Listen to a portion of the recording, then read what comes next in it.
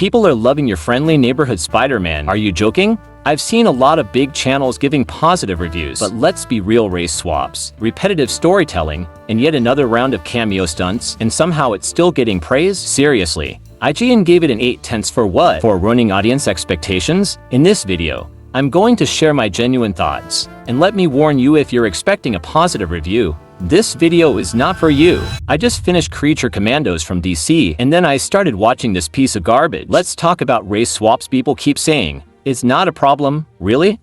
Then imagine they cast Ryan Gosling as Black Panther. Would that be okay for you? This is the same thing happening here. If you want to change something, change the story or the dimension, not just swap characters while repeating the same old story. But Marvel never does that. Instead, they pull these cheap stunts to score points. If you watch any frame of this show, there's always a black character in the shot. It almost feels like Spider-Man is from Africa now. Let me be clear, I'm not against anyone, but if you're sticking to the same storyline, then why force changes like this? Another major issue with this series is how Marvel completely misled the audience. At first, they announced this as a Tom Holland Spider-Man story, making fans believe it was part of the MCU. But then, out of nowhere, they backtracked and said it's not connected. But surprisingly, they did this.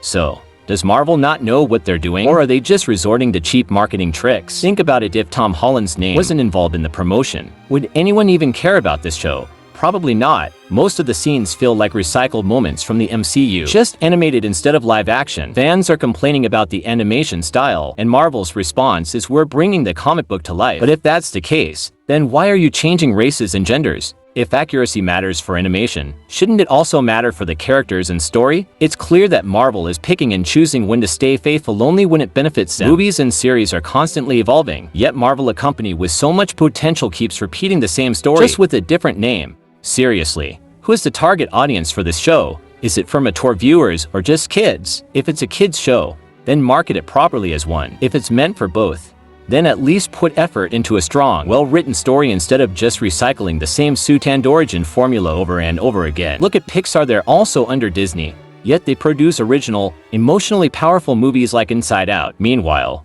Marvel is milking Spider-Man in every possible way instead of tapping into the huge storytelling potential he has. Just look at how Sony handled Spider-Man with Into the Spider-Verse and Across the Spider-Verse. Those movies pushed boundaries instead of just lazily changing race or gender to act like something is new.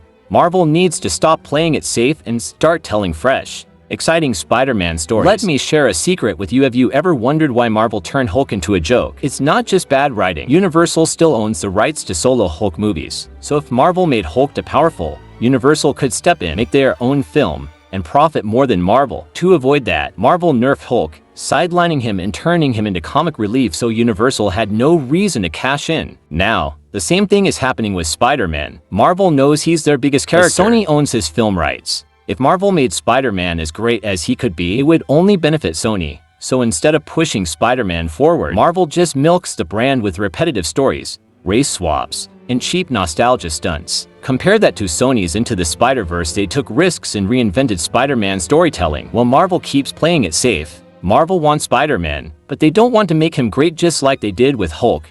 Am I right? Let's talk about Peter Parker's character in this show. Normally, we see Peter struggling to make friends, dealing with bullies, and facing real challenges. That's what makes him relatable. But this version, he's just living his best life. His only struggle is his eyesight. I'm okay! But other than that, he instantly makes friends, has no bullies, and just enjoys life. That's the problem. We can't connect with this Peter Parker. There's no real struggle, no depth to his character. Be honest, while watching this series, didn't you find yourself mentally replacing this Peter with other versions of Spider-Man? Exactly. This version just doesn't feel like the Peter Parker we know. The first episode is literally nothing. There's no character development, no emotional connection, just Peter going to school, coming back, and repeating the cycle.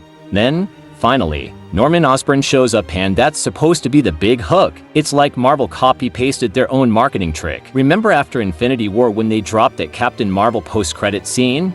That one tease got people hyped, and the movie made $1 billion.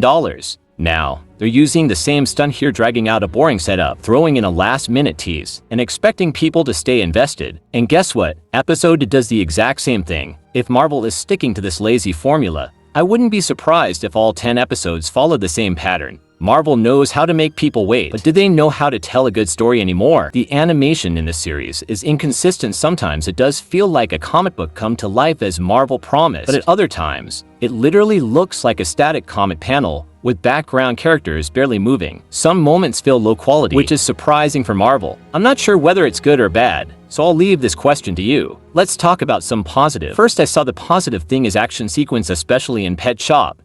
That's quite fun. Then Aunt May. She going younger by younger for every episode.